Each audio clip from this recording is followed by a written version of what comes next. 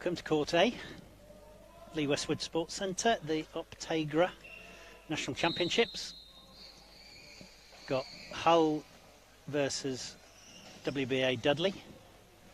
It's Nick Woodward speaking. I'm joined on comms by Alex Dowding.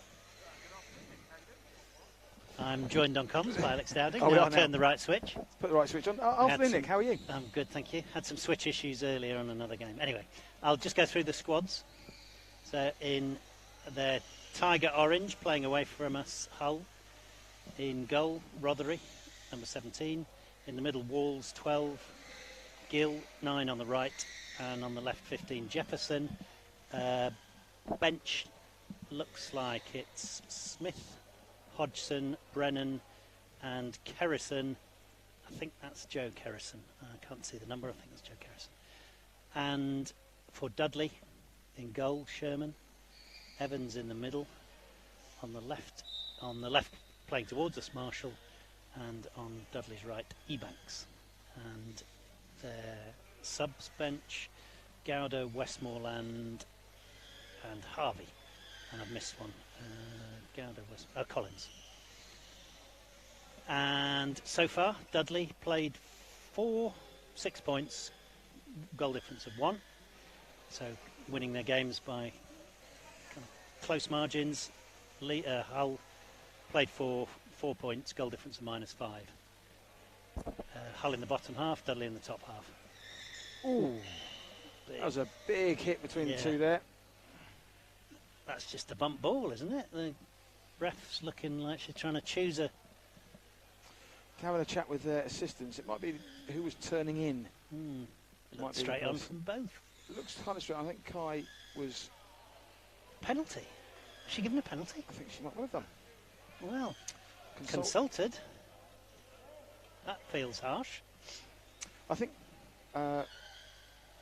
possibly Amy Sherman was going through the ball into Kai Gill, whereas Kai Gill was going away from Amy on a slight angle. So as that happened, I think it then turned in.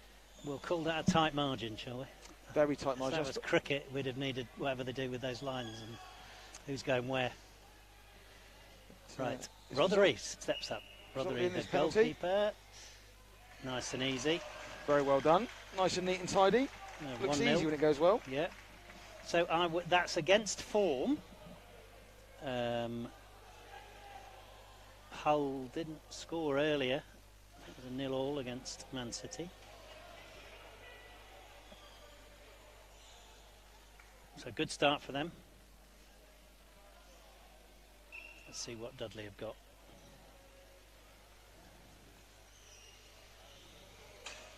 Have you seen much of Hull this weekend? I've seen a little bit. They've obviously lost a key player in Cole Simpson over the course of the summer. And also I think Hayden Lambert has gone to Leeds. So 2 of their starting 4 that competed in the Premiership last season have moved on. So a new side working their way out and working themselves into a pattern of play. But a squad we'd recognise. Gill, Brennan, Hodgson, Rothery. Yeah, lots of... and some new faces. Lots of familiar faces, and indeed a couple of them. I think they've got an academy player that's been promoted up into the first team for this year, which is good. So Smith and Jefferson, I don't know. Jefferson playing on the right at the moment in 15, on the left, sorry, away from us. Don't think I've seen them in the championships before. I don't think so, or the no. Premiership. And new to that. And Dudley, a settled team, perhaps. Laura Evans in the middle. Is she switched to Dudley, or was she playing for them last season? I first came in when she was playing for St George's Knights. I think she played for West Brom last season. I'm not sure if she was in she was in Dudley though. Throssell's in the main team, being in the Prem. Throssell's and their first team in the Prem. Yeah, I think she might have been regional league only, but I'm not sure.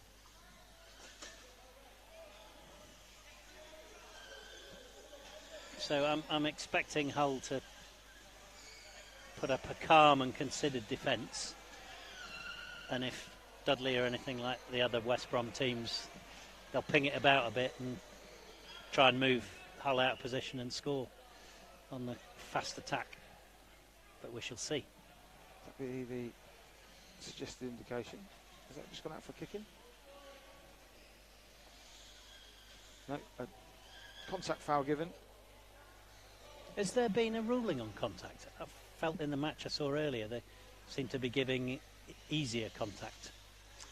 I think overall, through our international relations across club tournaments and international tournaments like the World Cup and Champions Cup, etc., where our referees have been working with international colleagues, there's been a standardisation process going on, I think, with contact. I think culturally we were historically allowed a bit more contact than other countries, and now I think other countries probably allow a little bit more contact than they did, but we've had to reduce ours, and we've met somewhere in the middle.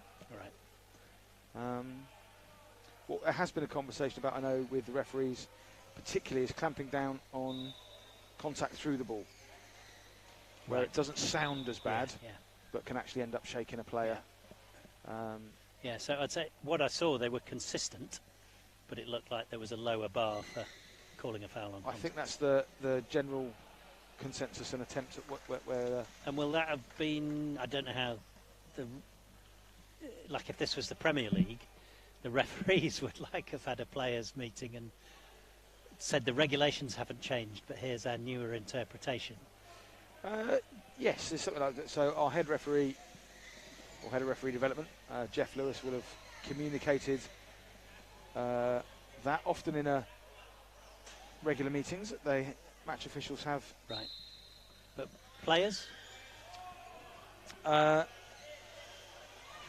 think they will have had that communicated to them. I think the change hasn't come in for this season. I think it was gradually introduced last season.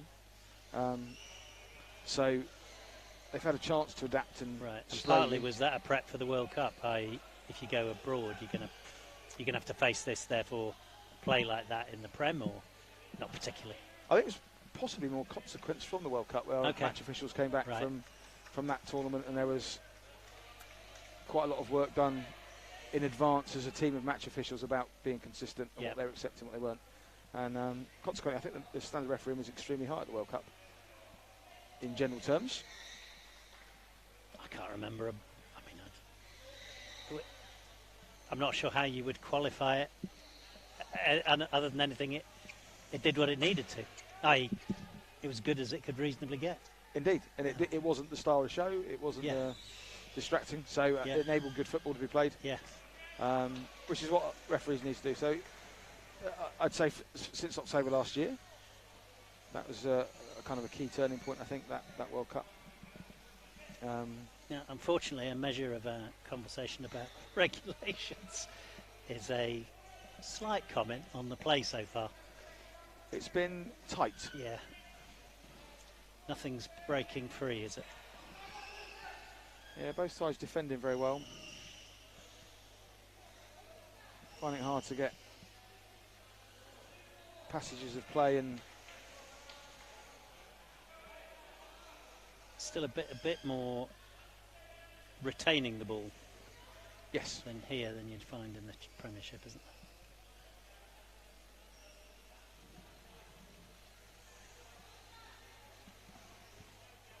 We were talking before the game, Nick, off of comms, about some research that's been done. Oh yeah. I've seen some of that research results, and one of the interesting ones is the percentage of active driving difference between Premiership and Championship, and the percentage difference in driving in reverse. Right. And Premiership players are active, i.e. moving, for quite a considerable percentage more time than Championship, and indeed spend more time in reverse as well. Isn't that intriguing? And that reverse, who did the research? They put special instruments on chairs, or comes off the chair? They put control unit. They put sensors on the wheels. Right. I find that fascinating, because that's the active player involvement, isn't it? Those players are choosing to take all of those actions. Yeah. I'm going to be active. I'm going to drive in reverse. And as a result of those choices, they're playing a higher standard of football.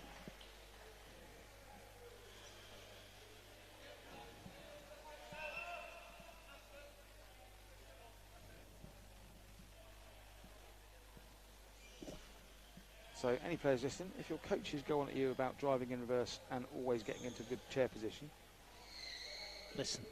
They are, the statistics back them up.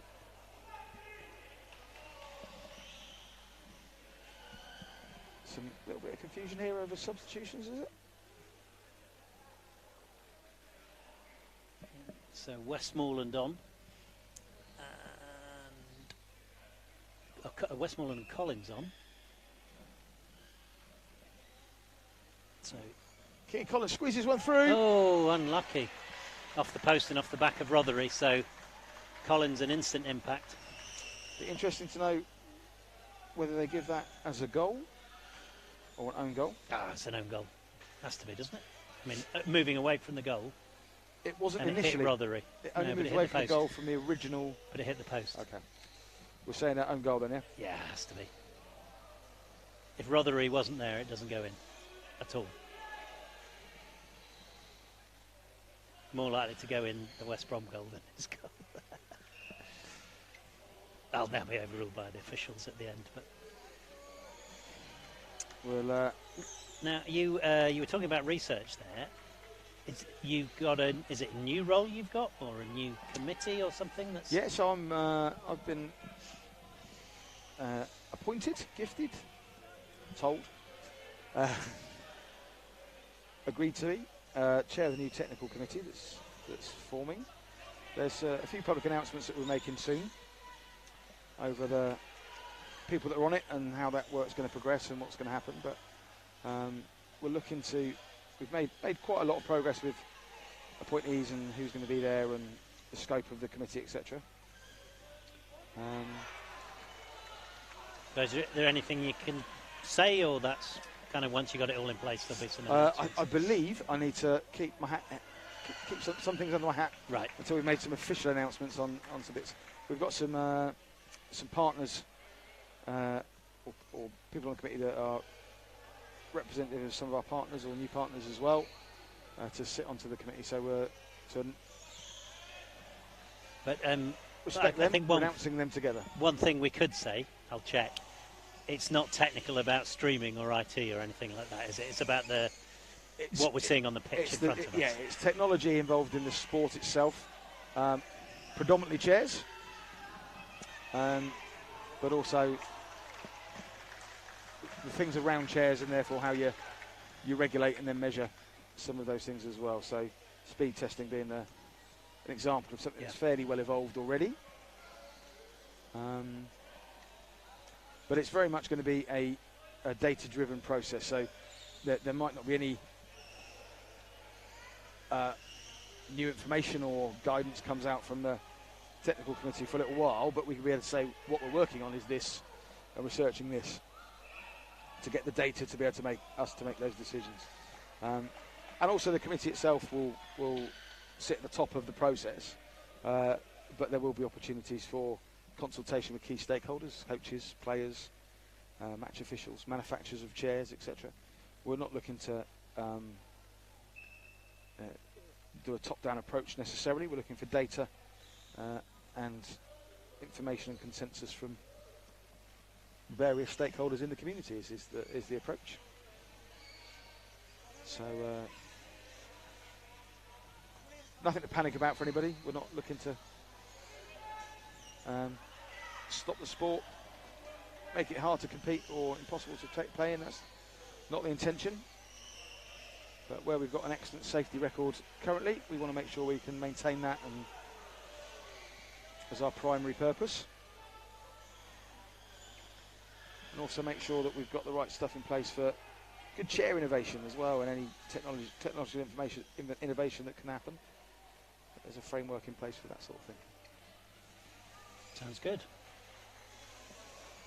So, since the goal, teams have... there's a little more now from West Brom, isn't there, with Westmoreland and Collins on the pitch. Yeah, a little more attempts to be a bit more dynamic and get the ball moving and faster. That patience you see in the Premiership teams where they're prepared to pass it across the box a bit more before jumping in on the shot. Yeah, very much it's retention of possession. Yeah. And with the deliberate intention of waiting for opposition players to move and be out of place is a characteristic of that, like I say, that slightly higher, faster standard. You see that now. I know I couldn't tell whether our headsets are dimming the noise. I wouldn't have said a year or two ago that contact would have been contact. Would you agree? Probably, yeah, but maybe a year and a half ago. I think it's been a steady one, but yes. Yeah. Like I said, I mean, it doesn't matter if it's consistent for everyone, but I think that's been the point, is that they've tried as an international refereeing unit to cascade down into all the big leagues, well, all the leagues, the same consistency in refereeing across the world. And like I say, that will help the national team and help develop players that can play within the way the laws of the game are enforced.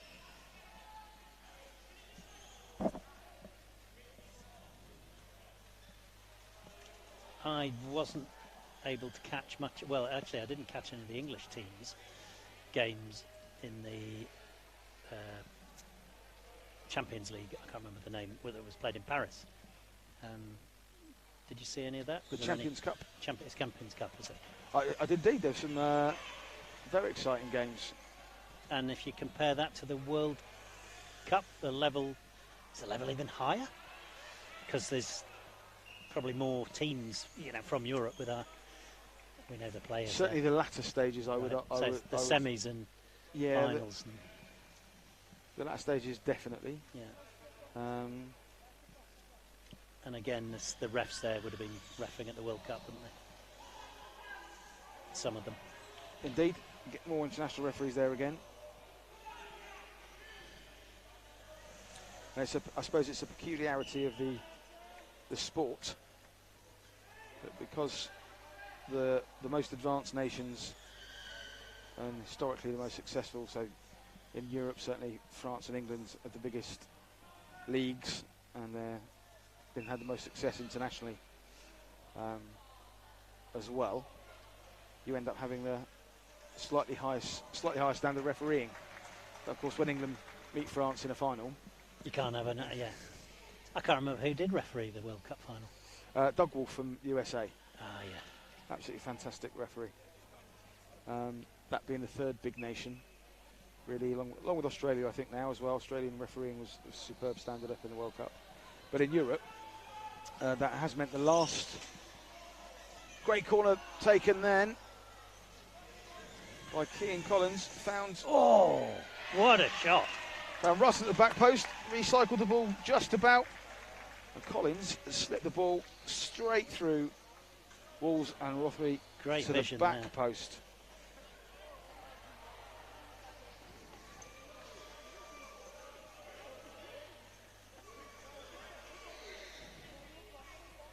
So I think that what we were talking about earlier, that you see flashes of what you'll see consistently in the West Brom Thrussels and main West Brom team, weren't you? That ability to play those accurate balls, to be patient. There'd have been a temptation there. The easy ball was still a good ball across the goal to finish on the back post, but by sending it to the back post, I think he took advantage of a gap that the keeper wasn't expecting to be caught out by.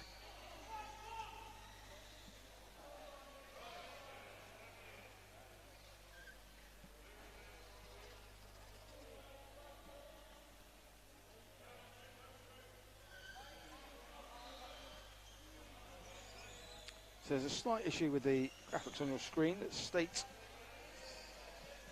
that it's 2-0 to Hull. It is in fact 2-0 to West Bromwich Albion. 2-1. 2-1, sorry, to West Bromwich Albion. Apologies. I'll just try and get those fixed currently.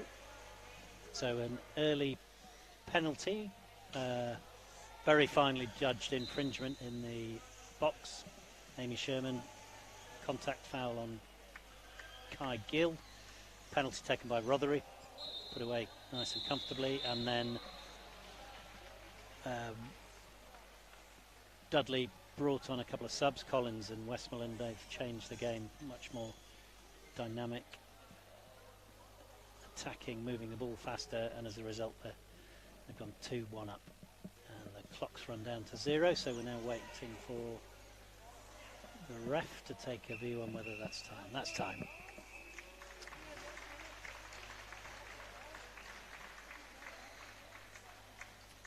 So Dudley gather round their coach. Have they got 2 coaches? So it looks like Lewis and Gilbert, who used to play for West Brom. I think, is Dave Lewis signed up for Villa in the Premiership?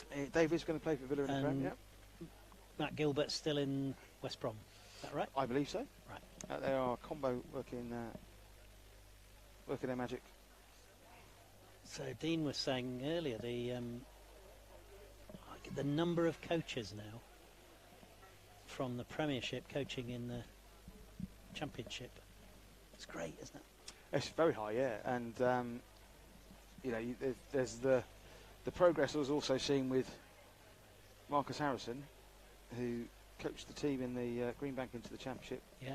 Won the title last year. Up into the Prem, so has moved to be player coach. Do you think he'll pick himself? I think there'll be quite a argument within himself if he doesn't. Yeah. No, I think I can see Marcus playing centrally. Centrally? I think he might well play centrally. Ooh, I'd like to see that. Okay, Marcus Harrison being known as a winger for West Brom and England. Indeed, but I could quite comfortably see him playing. He has played in the middle for West Brom when they do their rotations and substitutions. Yeah. That's not an unusual position for Marcus to find himself in. And who knows, with Luke Kelly there, also very comfortable playing in centrally. He might have a 4-out double pivot system. Only time will tell. Now, just before we take a break, I don't know if we've been mentioning this regularly on commentary. We've now passed the number of subscribers that allow us to monetize YouTube. So everyone watching, in theory, if advertisers choose to put a bit of advertising in, a bit of money might come to the WFA. That is the case. We can trigger adverts. However, right. Two things have happened. What I was encouraging is that people should send the stream on to more people to subscribe and watch. 100%. And it's not huge amounts, but it kind of helps with things through the season. So it's another opportunity to kind of encourage people to watch, and it'll raise a small bit of money. There's probably some technicalities we don't need to worry about. We managed to miss the verification process completion date for the last weekend of last season, because we just hit the right number of subscribers, then ticked over, did this, the first bit of verification, and then missed that weekend. Yeah. Since then, we've earned a little bit of money, but it's ticked us over into the next stage of verification just at the start of this weekend. So advertising has been paused currently, right. But it will be sorted within a couple of days, and there'll be. Yeah, and actually, it doesn't matter. You don't have to watch live. It doesn't matter when it's watched. So the principle of getting all your friends and family and anyone you bump into to subscribe and watch doesn't do any harm. Subscribe and watch is very helpful. So shall we have a break and we'll come back to the second half?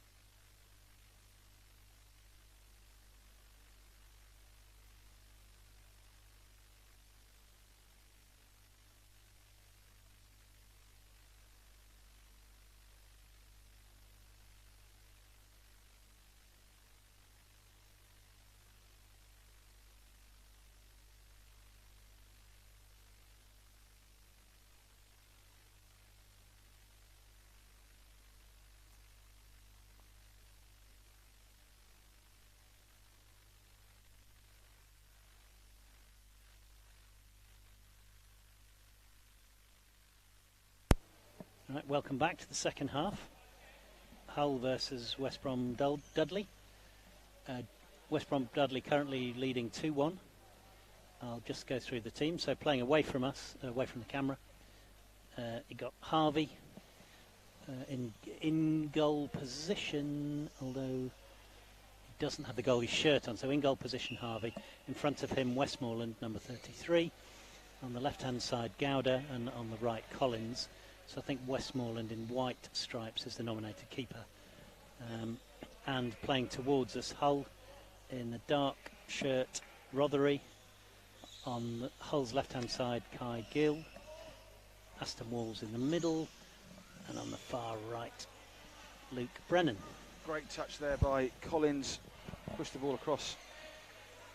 And now allow West Brom to move up the pitch. So in the first half, we didn't really see much. There was a kind of first 10 minutes, teams were toing and froing, not much action. West Brom switched it up, moved the ball faster, more dynamic passing, went 2-1 up. So Hull are going to have to, having in a way, the penalty was, I wouldn't say unlucky, but the penalty was against the run of play, the goal. And Indeed. Hull are going to have to find something extra to get a goal out of this and come back to a draw. I think whatever's been said at half-time to the Dudley players by the management team would probably include, it looks like it's included, instructions to be further apart and spread out to enable that passing. They've certainly taken up wider positions, the West Brom players. Good play by Hull, nearly sneaked a ball through Collins, Westmoreland's and Now, in the first half, you mentioned a technical committee that's forming up from the WBA. It'll be looking at, how to continue to make the game safe, and improve performance for players and chairs, etc. You mentioned a piece of research that had been done where someone had put something on the wheels. yes. Do you know, was that an expensive piece of kit? Are there any regulations that say a team couldn't put their own kit on wheels and measure their own performance that way? I believe they're specifics. So the research was conducted by Loughborough University, specifically Dr. Rakeveld, who's Dr. Thomas Rakeveld, sorry, who is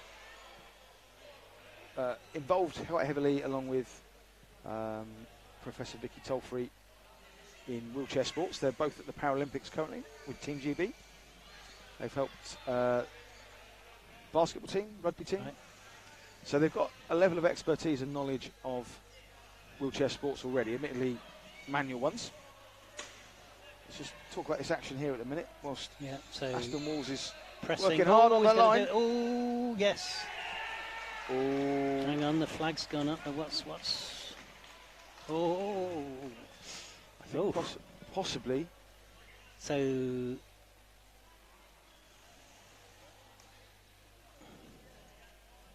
So from what I can hear and read... Yeah, they gave the goal, but they're just describing something to give the ref the opportunity to review it for an infringement, and they've agreed it wasn't. There was a statement, I think I could make out, that there was a bit of contact, but the point at which there was contact, the ball was over the line. Yeah, and I think the adjective, if that's the right word, was tiny.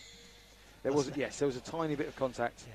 So earlier on in the first half, we were talking about the bar referees now have for calling a contact foul. Obviously, they decided that wasn't. And now I think that's a bit of an experience in goal there from Harvey, who's a kind of newer player. I think more experienced goalies would have managed to fend that off, wouldn't they? There's blocking the game up and blocking it and stopping the ball moving. So, but well done, Hull. Back to 2-2. But back to the research, So the specialist sensors that they've developed that measures. So that rotation. nearly answers the question. You're not going to buy this off Amazon for £3 then? Probably not. No. Probably not. Do you get any data off the control panel? Like at the end of a game, can you go back and download data from the control panel on what's happened in the chair? They do have logs, so there's the potential to get some data, although most of it relates to the voltage demands of the motors, etc. So that doesn't sound very interesting to a football player. Probably not, no. But you won't get speed and forward, backward, and as you described from the research, Premier League players play more often actively and reverse more than Championship players. Yeah, no, you won't get that data off your standard chair set up. There's a 3-in-a-box infringement here, I believe. And has that data been shared? Do you think people know that instinctively and don't believe it, or? I don't think it's been fully shared yet with everybody. I think there's a conference in November where Thomas is sharing that and presenting that data as to an whole. Academic conference. Yes, and then after that, I think we might well be able to share it wider. Right. That was research that was organised by 2 or 3 different organisations, so WFA, FA and FITFA combined. So I do have access to some of that, some of those results.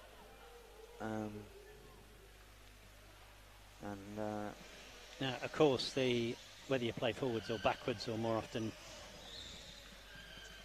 in itself doesn't change your performance, but the fact the ball's moving faster, you're reversing onto a spin, it's all that kind of additional things. But it's the first time I've ever heard any quantity put on, what's the difference between them.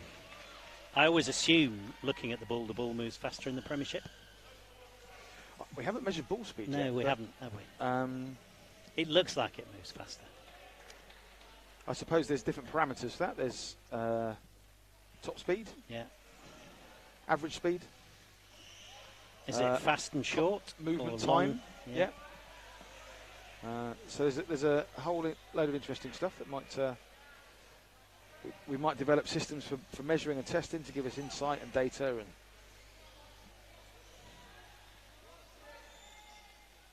help us form ideas and proposals. So, infringement against Dudley. Ball's on the ball.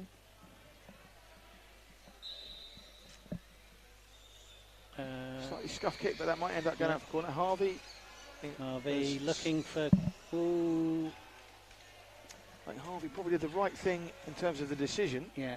Execution was a little heavy on that pass. If he'd have been a bit softer, it might have been Westmoreland a chance to take possession and drive up the pitch. I wasn't sure from where I was sitting. It looked like he might have been going out the wing to Gouda, and it wasn't fast enough. So faster or whatever it slower? was, it wasn't. Didn't quite cut it. So Westmoreland playing the ball out from the back. Aston Walls trying to kid him one way or the other.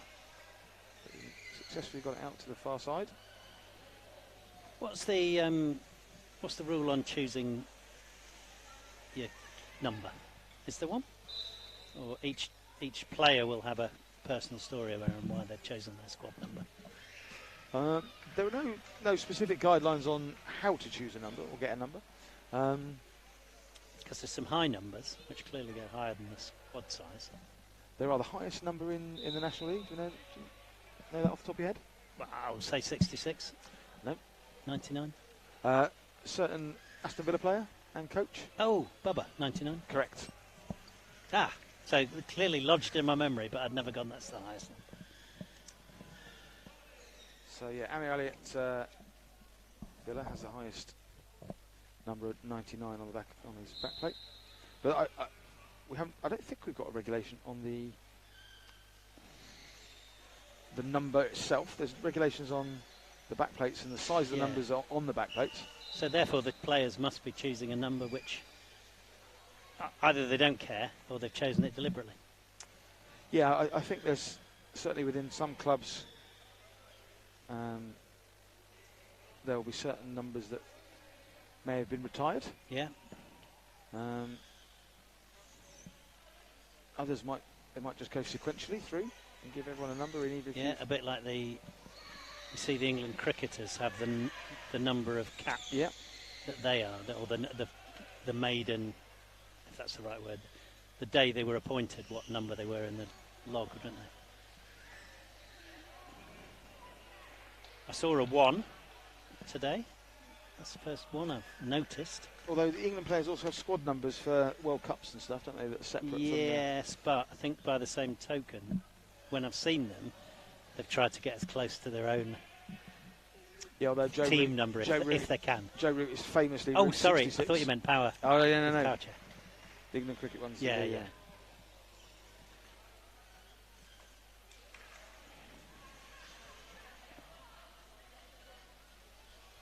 I think if you've tuned in to watch the power chair because the cricket's not going quite so well.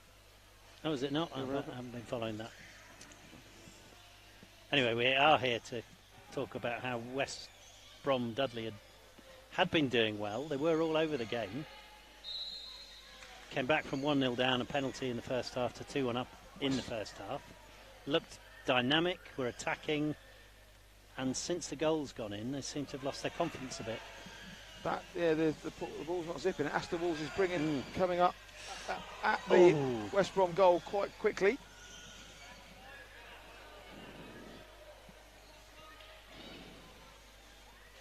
And again, Noah Harvey took up a position that, although was good in terms of stopping that particular attack, did vulnerable thereafter. Did leave a little bit of space at that back post and also take Westmoreland out of the game a little bit. Can you see who's captain on the pitch for Dudley?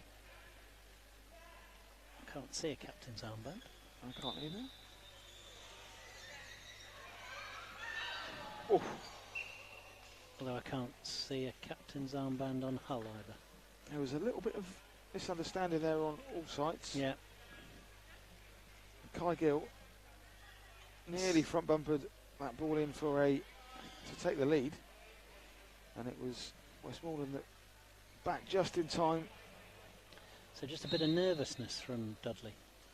Good opportunity here. It's indirect, 2-on-1, so it must touch another player after it's been taken to score. Ooh. So Walls needs to defend this carefully. I mean, generally Wolves and Rotherham have been a solid unit in defence in the games I've seen this weekend. Ball back into the West Brom half. Wolves attacking. Now, every now and again in Power Chair football, we divert to hair colour. Well, I think we've seen many shades. I don't think I've ever seen a shade that matches the shirt. Not deliberately. Maybe with a Leeds player last year. So, top marks the Wolves for shirt, hair, colour coordination. Indeed. It's a slightly richer colour than the shirt. And if you put it next to Rothery in goal, it could be mistaken on WFA colours. Could it? With the red and the blue. Oh, it's almost red, isn't it, that orange? Yeah. It is from here, with my eyesight.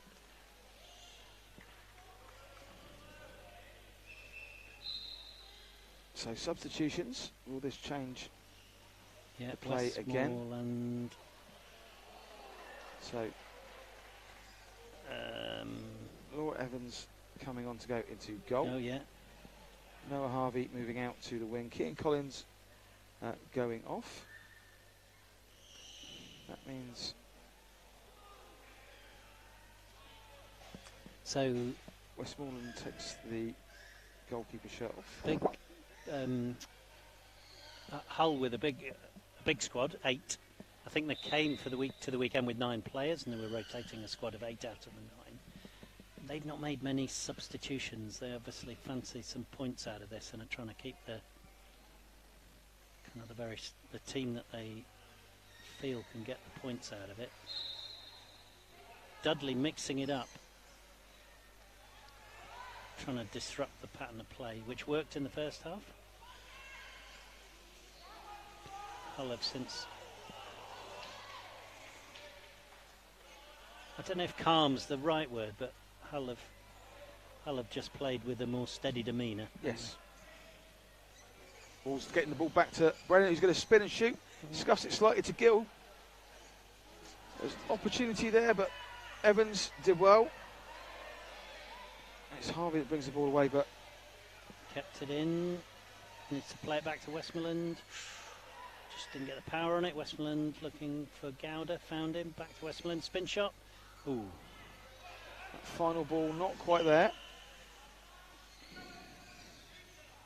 Ooh. That's harsh. Did you see a 2-on-1 there? I didn't, but I wasn't looking for one, so I'll... Would you if you had it done?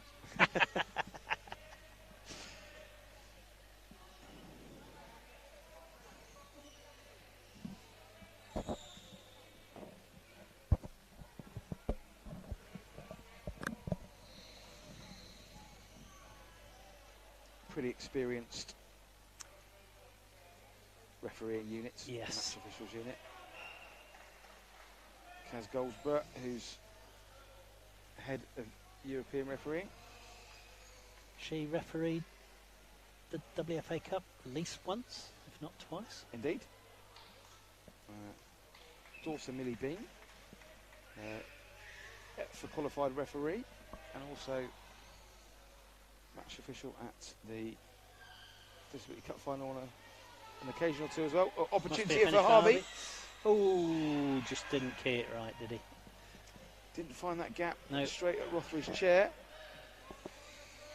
I mean, from our angle, that looked like there was a lot of space to aim at. From here, it was a straight line, and surprised it didn't go there. Yeah. It's always a straight line. Not with some of the balls. Okay. Right, Westmoreland, kick in. Guess Harvey looking for a gap through Harvey. Left it, just nudged a bit. Gowder, back to Westmoreland.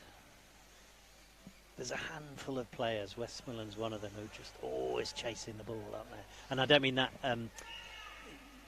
they're chasing the action to be able to pick the ball speed up and move it along. Chris Gordon, John Boulding, just trying to get that ball moving. Ethan Fisher from Newcastle.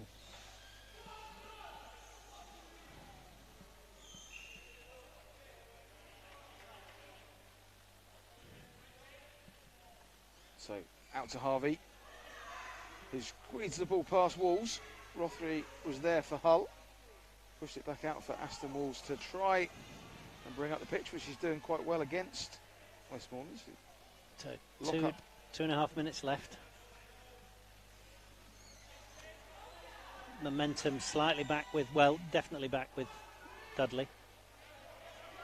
Just need the ball to break or a kind of skill to be pulled off. Well done, Walls. Walls keeping Westmoreland at bay.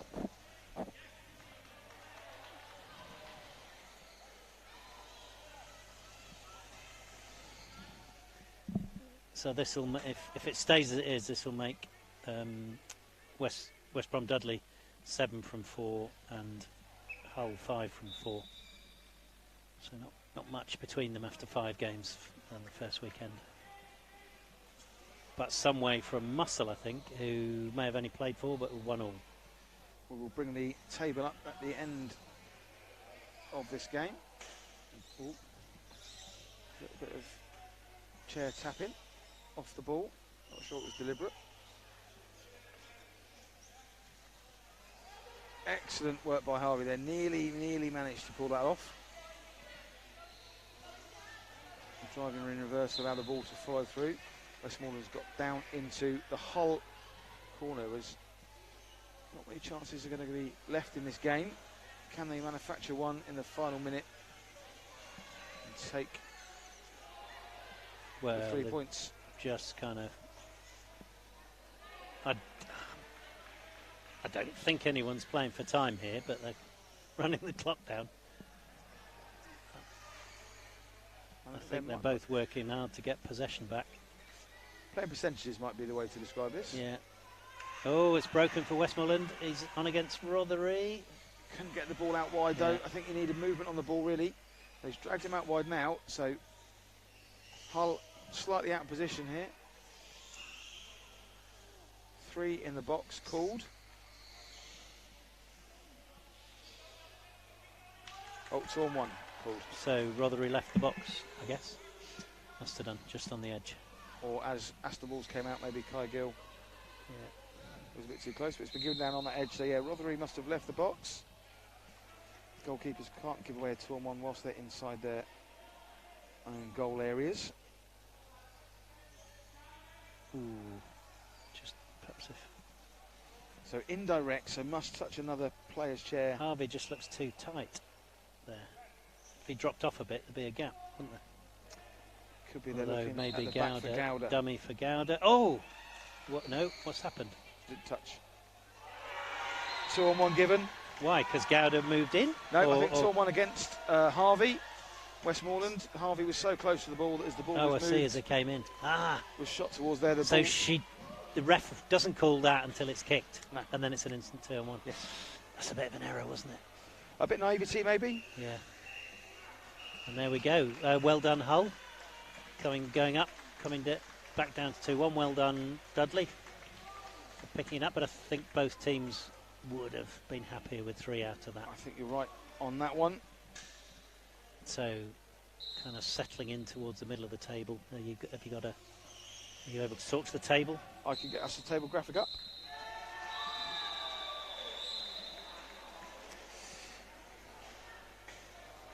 Let me bring the table in onto screen.